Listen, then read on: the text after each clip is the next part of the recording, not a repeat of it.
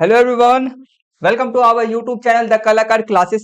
मैं हूं राकेश, सब लेकर न्यू कटा है जिसका नाम है class 6 science question paper common annual exam 2025-26 का क्लास साइंस का। ठीक है, ये हमारा सेट नंबर 1 है और पार्ट नंबर 1 है। सेट नंबर 1 का मतलब होगा क्वेश्चन पेपर 1 आएगा। इससे आगे आप सब स्टूडेंट को मैं 3 से 4 क्वेश्चन पेपर लगभग लगभग आपको मैं 3 से 4 क्वेश्चन पेपर कराऊंगा।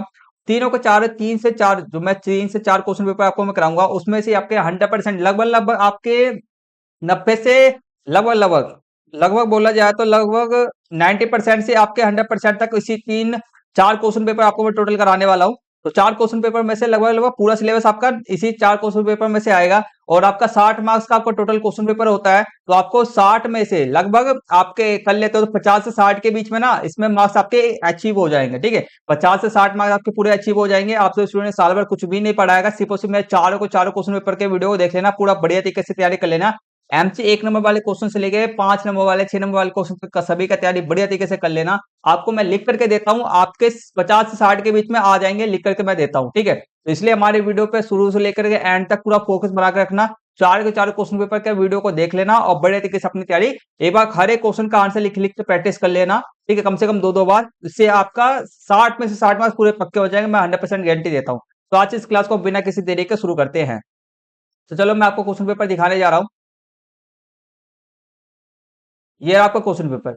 ठीक, ये वाला जो क्वेश्चन पेपर है आपको डीओई के वेबसाइट पे आपको देखने को मिल जाएगा। ठीक है, ये आपका वार्षिक परीक्षा मतलब कि कॉमन एनुअल आपका एग्जाम का है।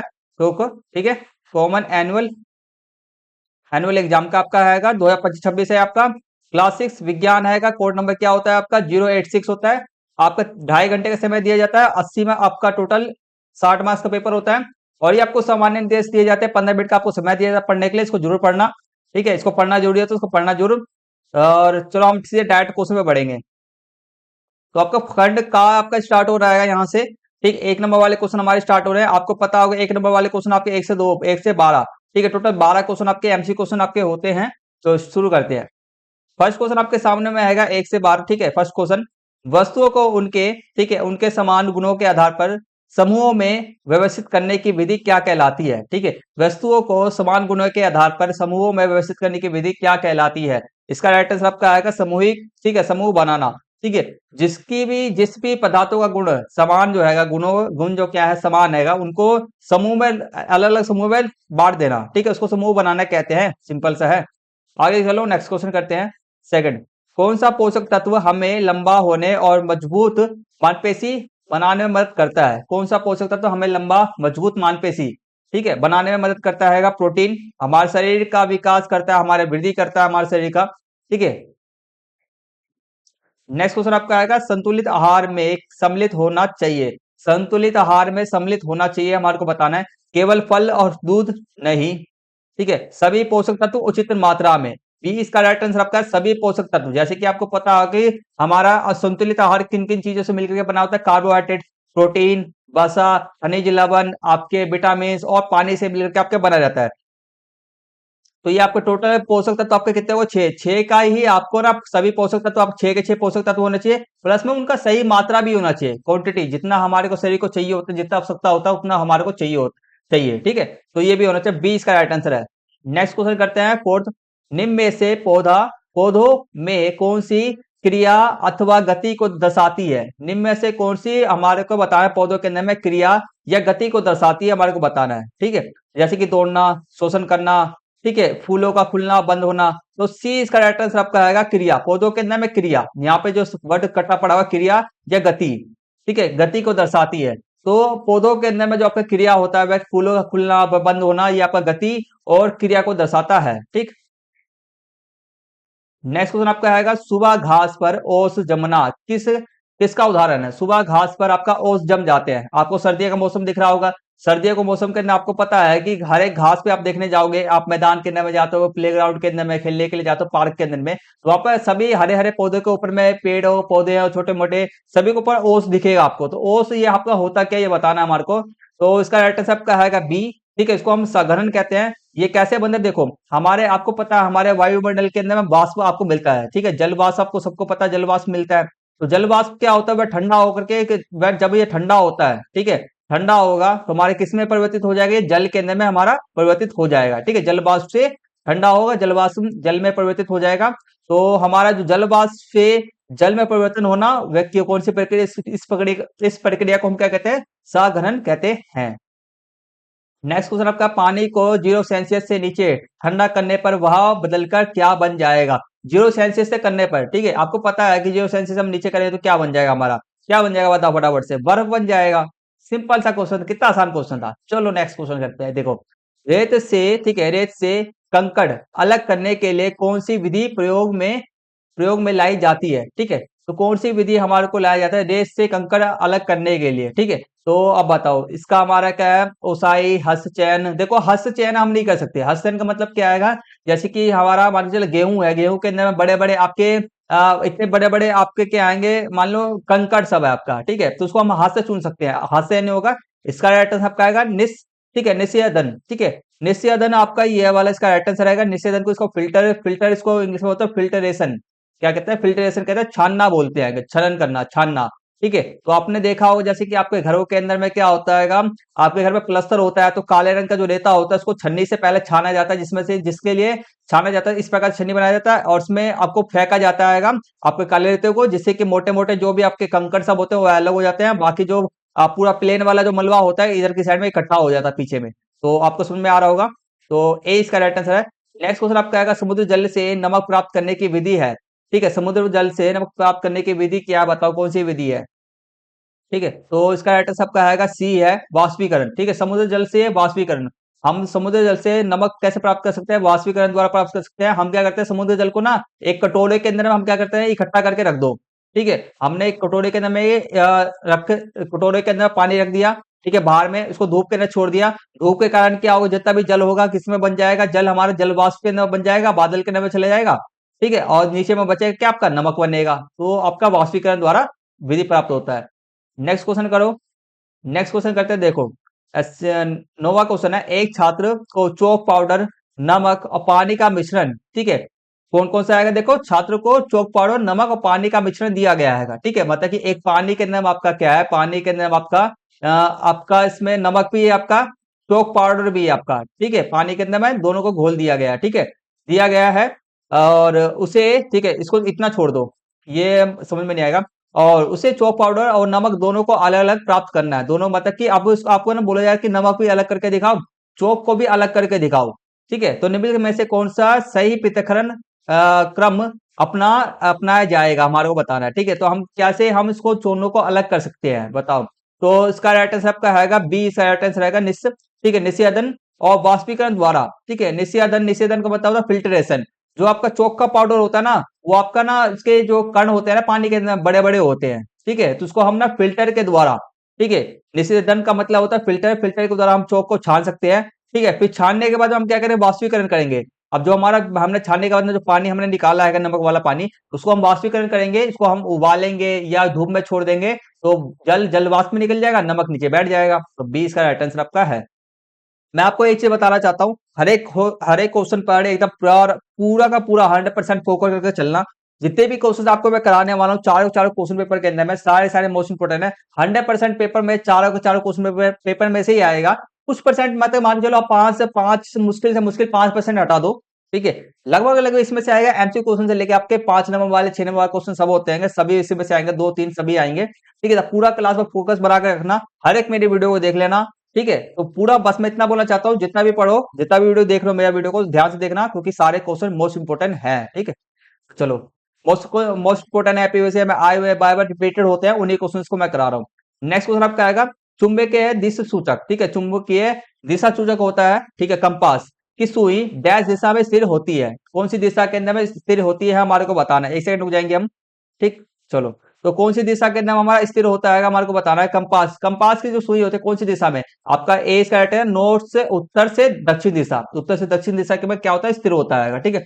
अगर उत्तर से दक्षिण दिशा के अंदर में नहीं है तो वह हिल डुल करके उत्तर से दक्षिण दिशा में जाकर के अपना स्थिर हो जाएगा, ठीक है, उत्तर से दक्षिण।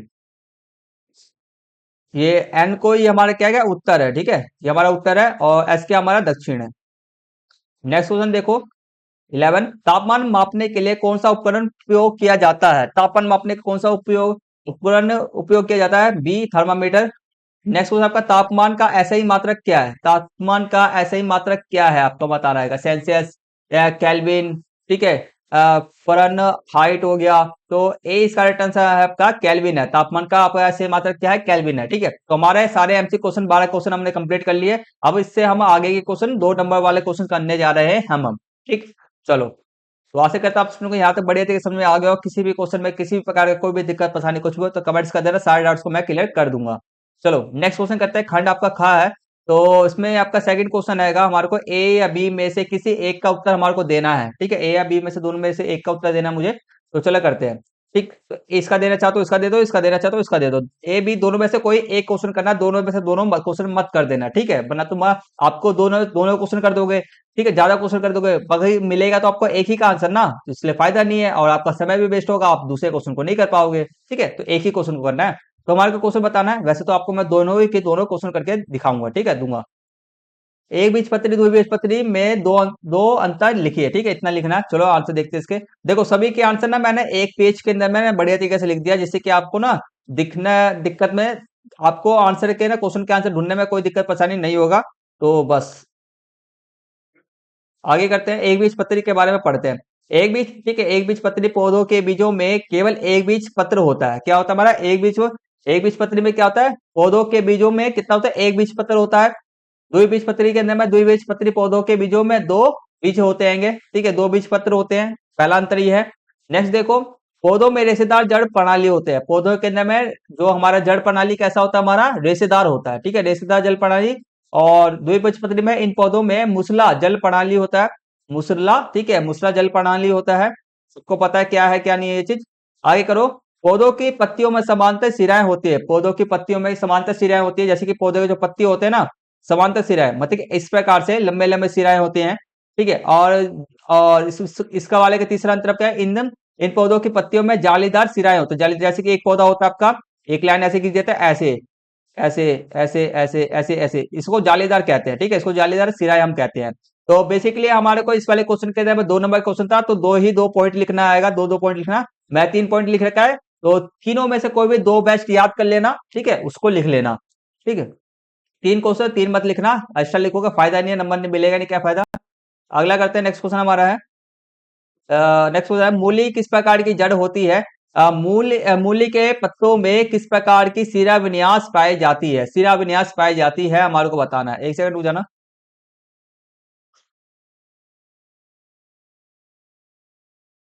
इसका आंसर मैंने लिखा नहीं है, वैसे आपको मैं ना मुंह से ही बता देता हूँ, मुंह से सुनना, ठीक है, मुंह से समझना। देखो, मूली किस प्रकार की जड़ होती है? मूली पता है आपका, मूली जो आपका हैगा वह आपका ये वाला रेशेदार होता है। क्या होता है हमारा? मूली मुसला, ये हमारा मुसला वाला होता हैगा, ठीक है। हमारा कुछ प्रकार के जो इसका जड़ कैसे हो, मुसला जड़ होता है। मुसला जड़ आपको मैं बता देता हूँ, मुसला जड़ किस प्रकार से होता है वह देखो। पहले तो हमारे का आंसर किसका है? मुसला जड़, ठीक है, मुसला जड़। मुसला जड़ में क्या होता है ना आपका, ये पौधा मान चलो यहाँ पर ना, ये आपका पौधा है ऊपर से, ठीक है। इसमें ना पौधे के नीचे से ना एक जड़ निकलेगा, मोटा वाला जड़ जमीन के अंदर में जाएगा, उससे ना अलग अलग अलग इस प्रकार की संरचनाएं बाहर निकलेगी, छोटी छोटी जड़ ना उससे अलग निकलेगी। मगर पहले सबसे पहले में एक मोटा सा जड़ निकलेगा, ठीक है। तो इसको हम इस प्रकार के जड़ को हम क्या कहते हैं? मुसला जड़ कहते हैं। पहले कंप्लीट हो गया। और मूली के पत्तों में किस प्रकार के सिरा विन्यास पाई जाती है? मूली के पत्ते में किस प्रकार के सिरा विन्यास पाया जाता है, हमारे को बताना है। आपने मूली का पत्ता देखा है कैसा होता है? बताओ। मूली का पत्ता जो आपका होता है हमारा इस प्रकार से होता है, एक लाइन इस प्रकार से होता है, और ऐसे ऐसे वाले शिलान्यास आपके होते हैं, इस प्रकार के शिलान्यास आपके होते हैं, ठीक है। तो कौन से शिलान्यास आपके होते हैं? इसमें से ये रहा हमारा शिलान्यास, इस प्रकार का होता है। इन पौधों की पत्तियों में जालीदार शिलान्यास होते हैं। तो इसका आंसर आपका क्या आएगा? इसका आंसर आपका दूसरा तीसरा ही इसका आंसर लिख देना आप, ठीक है। तो मैंने लिखना भूल गया था अलग से, ये इसका आंसर है। नेक्स्ट क्वेश्चन करते हैं हमारा, निम्नलिखित का रूपांतरण कीजिए। निम्नलिखित का रूपांतरण मतलब कि हमारे को बदलना है। तो देखो, ए आपका आएगा 3 किलोमीटर को मीटर में बदलना है, 3 किलोमीटर को मीटर में बदलना है। चलो बदलते हैं। देखो, तो सबको पता है कि 3 किलोमीटर को मीटर में बदलना है हमारे को। देखो, किलोमीटर जो आपका होता है ना, किलोमीटर किलोमीटर आपका बड़ी इकाई है, अब मीटर जो आपका छोटी इकाई है, ये छोटा है, ये आपका बड़ा है, ठीक है। तो हमारे को छोटे में बदलना है। आपको पता है कि 1 किलोमीटर के अंदर में कितने कितने मीटर होते हैं? आपका 1000 मीटर होते हैं। तो हमारे 3 किलोमीटर के अंदर में कितने हमारे 1000 मीटर होंगे हमारे? हम क्या कर देंगे, 3 यहाँ पर है, 3 को हम 1000 से गुना कर दे, हमारा कितना आ जाएगा? 3000 मीटर हमारा आ जाएगा। देखो, 1 किलोमीटर के अंदर में 1000, तो 3 किलोमीटर के अंदर में कितना आ जाएगा? 3000। 1 किलोमीटर का 1000 मीटर, तो 3 किलोमीटर के बाद 3000 मीटर होगा। सिंपल सा है। चलो आगे करते हैं नेक्स्ट क्वेश्चन। नेक्स्ट क्वेश्चन हमारे का 549 मीटर को सेंटीमीटर में बदल लिए। 549 मीटर को अब सेंटीमीटर में, फिर से हमारे को क्या बोला जा रहा है, फिर से हमारे को छोटी इकाई में बदलना है। मीटर क्या होता है, बड़ा इकाई होता है, ये सेंटीमीटर क्या आपका सीएम क्या है, आपका छोटा इकाई होता है। तो मीटर को सेंटीमीटर बदलना है, चलो बदलते हैं। तो पहला देखो हमारा 1 मीटर के अंदर में कितना सेंटीमीटर होता है, हमारा 100 सेंटीमीटर होता है। तो हमारा ये 549 मीटर को हम क्या करना पड़ेगा, हमारे को 100 से गुना करना पड़ेगा। ठीक है, 100 से गुना करना पड़ेगा, तो हमारा कितना आ जाएगा, हमारा 5400। ठीक है, 54,900 हमारा सेंटीमीटर हमारा आ जाएगा। ठीक है, 1 मीटर के अंदर में 100 सेंटीमीटर, तो हमारा इतने 549 मीटर के अंदर में कितना होगा हमारा, तो हम 550 को 100 से गुना कर देंगे, हमारा 54,900 हमारा सेंटीमीटर आ जाएगा। नेक्स्ट क्वेश्चन करते हैं, सेकंड क्वेश्चन, फोर्थ क्वेश्चन। ए अभी दोनों में से आंसर देना है, ये करना तो ये कर लो, या तो ये वाला ये, जिसका भी आंसर आपको बहुत बढ़िया तरीके से याद होगा उसी का आंसर देना। पारदर्शी एवं अपारदर्शी वस्तु में अंतर लिखिए। ठीक है, सबको पता है पारदर्शी क्या चीज है। देखो, पारदर्शी वस्तुएं इन वस्तुओं के माध्यम से, ठीक है, इन वस्तु के माध्यम से दूसरी ओर की वस्तु स्पष्ट रूप से दिखाई देती है। क्या होता है, इन वस्तुओं के माध्यम से दूसरी ओर की जो भी वस्तु होगा उसको सब स्पष्ट रूप से दिखाई देगा। जैसे कि उदाहरण के लिए आपका क्या, पानी और कांच हो गया। पानी के अंदर हम अपने चेहरे को देखना चाहे, दूसरी ओर में हमारा क्या आएगा, हमारा चेहरा, तो हम देख सकते हैं। कांच के अंदर हम अपने दूसरी ओर के वस्तु को, पानी के अंदर में से एक और चीज, हम अपने चेहरे को भी देख सकते हैं, प्लस पानी के अंदर में जो जो अपने मछली सब रहता है, जो भी जीव सब रहता है उसको हम देख सकते हैं। दूसरा आपका कांच आएगा, कांच के अंदर हम कांच ले ले हाथ में, और दूसरा आगे सामने कौन चल रहा है, कौन चल नहीं चल रहा है, कौन दिख रहा है, कौन नहीं दिख रहा है, हम देख सकते हैं। तो आपका ये हो गया। ठीक है, और नेक्स्ट आपका अपारदर्शी वस्तु है, इन वस्तुओं के माध्यम से दूसरी ओर की वस्तु दिखाई नहीं देती है। जैसे कि लकड़ी, लकड़ी को सामने ले लो, या लकड़ी का आपके सामने दरवाजा है, ठीक है, लकड़ी का एक वस्तु ले लो, क्या दूसरे पार की वस्तु को देख सकते हो, आप नहीं देख सकते। ऐसी दीवार हो गया, दीवार आपके आपके घरों में, आपका जो घर बनता है, रूम बनता है, वह दीवार से मिलकर बनता है। क्या आप दूसरे तरफ के जो वस्तु है उसको देख सकते हो, दीवार के दूसरे तरफ में नहीं देख सकते। तो ये लिखना, इसके उदाहरण भी लिख देना साथ साथ में। ठीक है, तो आपको दोनों में मिल जाएंगे। चलो नेक्स्ट क्वेश्चन करते हैं। नेक्स्ट क्वेश्चन आपका, पदार्थ की परिभाषा लिखिए। द्रव्यमान की एसआई इकाई क्या होता है, हमारे को बताना। पदार्थ, पदार्थ तो सिंपल सा आएगा, पदार्थ तो बहुत आसान है। देखो, वह वस्तु जो स्थान घेरे, वह वस्तु जो स्थान घेरे उसका द्रव्यमान होता है। वह वस्तु जो स्थान घेरे, जैसे कि मैं बोलता हूँ, ये मेरा फोन है, ये मेरा क्या है, फोन है, तो ये क्या है, एक वस्तु है।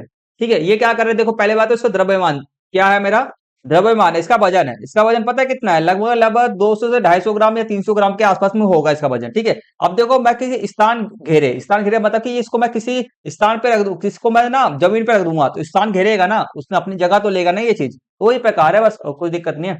आगे देखो, द्रव्यमान की एसआई क्या होता है, किलोग्राम। क्या होता है, किलोग्राम, केजी। द्रव्यमान को हम, द्रव्यमान को किस में मापते हैं, हम केजी के अंदर में मापते हैं।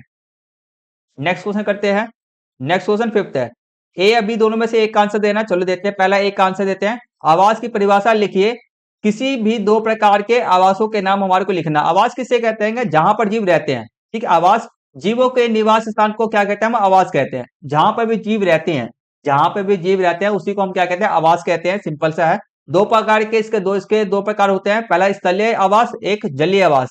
स्थलीय आवास मतलब जो लोग स्थल पे रहते हैं। जलीय आवास जो लोग, जो जीव हमारे जल के अंदर में रहते हैं। स्थल के ऊपर कौन कौन से रहते हैं हमारे, जैसे कि मानव रहते हैं। जल के अंदर में कौन कौन से रहते हैं, मछलियां ये सब रहती हैं इत्यादि। ठीक है, तो ये आंसर हो गया। चलो, तो हमारा यहाँ तक क्वेश्चन, हमारे 2 मार्क्स वाले भी क्वेश्चन हमारे कंप्लीट हो चुके हैंगे। अब इसके आगे के क्वेश्चन आपके आएंगे, उसको हम कंप्लीट करते हैं। एक सेकंड रुक जाना, फिर हम कंप्लीट करते हैं।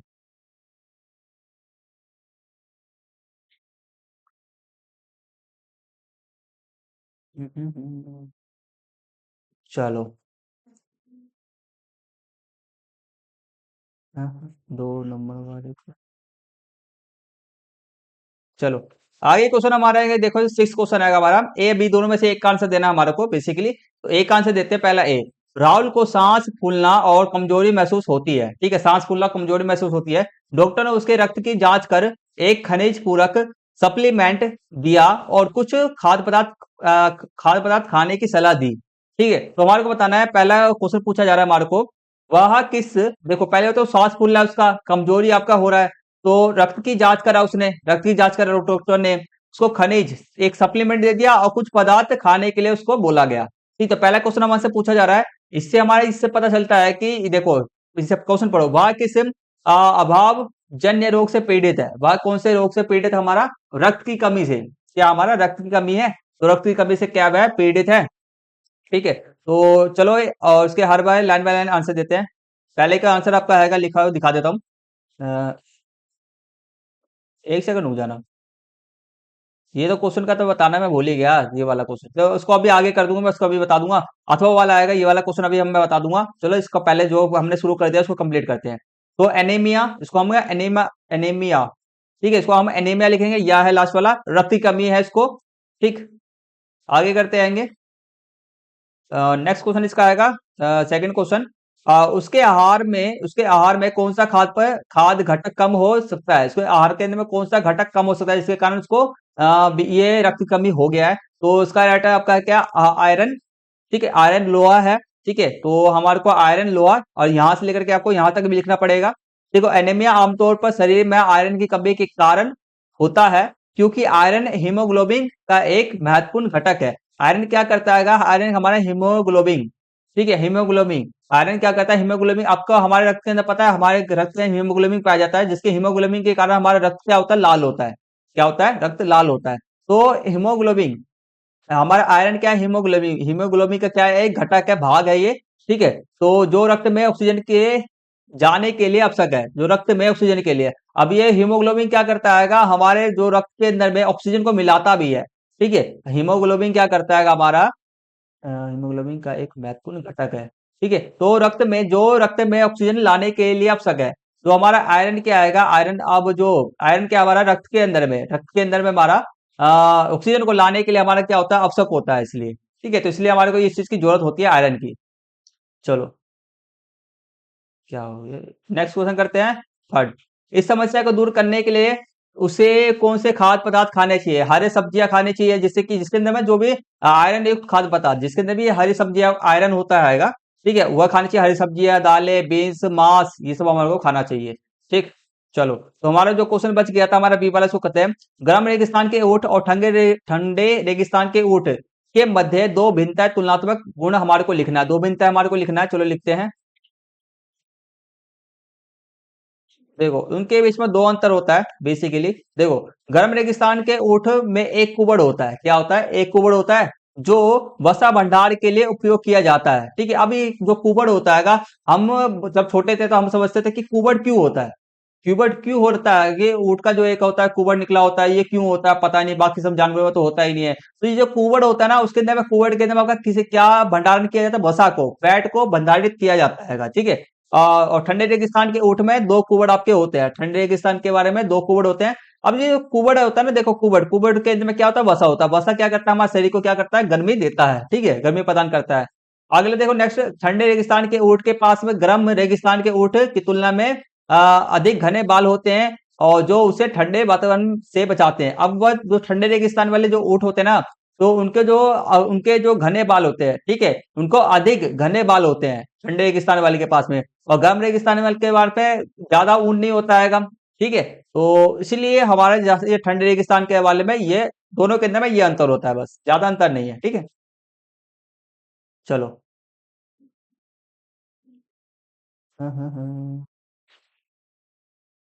नेक्स्ट क्वेश्चन इसका अथवा वाला देख लो आप। बी है, उचित आहार लेते समय भोजन को ठीक से चबाना क्यों आवश्यक है? ठीक है, भोजन को हम जो, जैसे कि हम खाना खाते हैं तो हम उसको अच्छी तरह से क्यों चबाते हैं?